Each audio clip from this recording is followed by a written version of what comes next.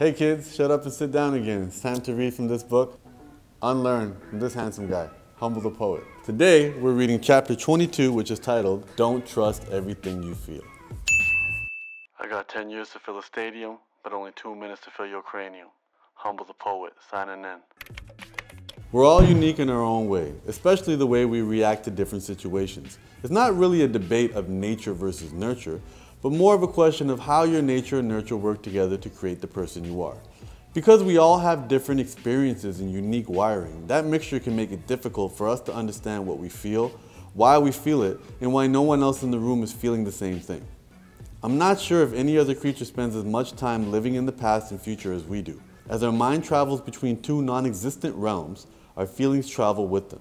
The feelings we attach to these times, especially the not-so-pleasant feelings, can be damaging and not worth experiencing, considering they're related to circumstances that either no longer exist or have yet to occur. Most recently, I began to focus more time on figuring out why I was experiencing the emotions I felt, rather than simply accepting them. This did wonders for how I dealt with things that came my way. A lot of stress and anxiety comes from thinking about the future and the dreaded what-if scenarios that race through our heads, creating a paralyzing fear and keeping us from creating moments drenched in our potential. There's plenty of regret and depression that comes from dwelling in the past, repeatedly focusing on the coulda, woulda, shouldas of life. This practice ignores the simple fact that the time reminisced don't exist, and outside of learning from past events, they're pointless to revisit. Sometimes the things we're feeling at the moment have nothing to do with the moment. Instead, they're related solely to another time. We end up wasting today, focusing on yesterday, or worrying about tomorrow. The simple fact is, the present is all we have.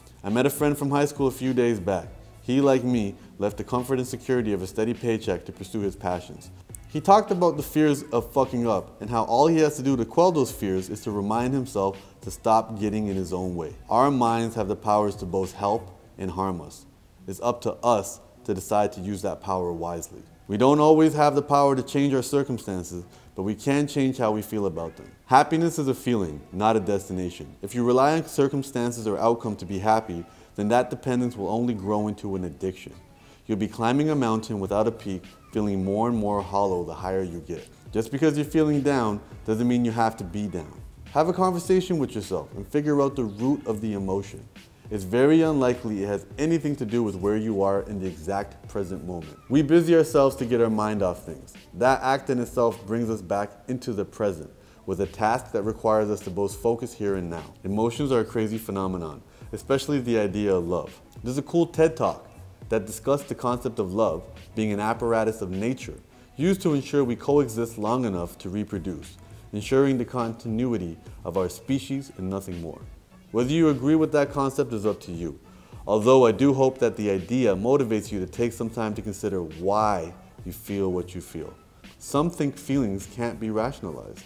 They can, however, be identified and related to root causes and events. Understanding what triggers your emotions will definitely put you in a better situation to deal with them as they come. It's all about taking the time to get to know yourself and your unique modes of function. And the end quote is, we don't always have the power to change our circumstances, but we can change how we feel about them.